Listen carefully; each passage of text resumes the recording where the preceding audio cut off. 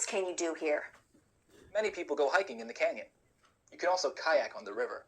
Some people even camp overnight. Some people even camp overnight. Some people even camp overnight.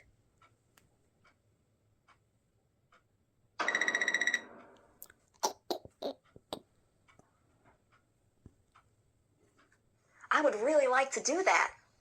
Do I need any special equipment? Yes, you have to be prepared. The canyon can be dangerous. What do you mean? There are many steep places and sharp rocks, and you can get lost hiking if you don't pay attention. Are there dangerous animals here? Are there dangerous animals here? Are there dangerous animals here?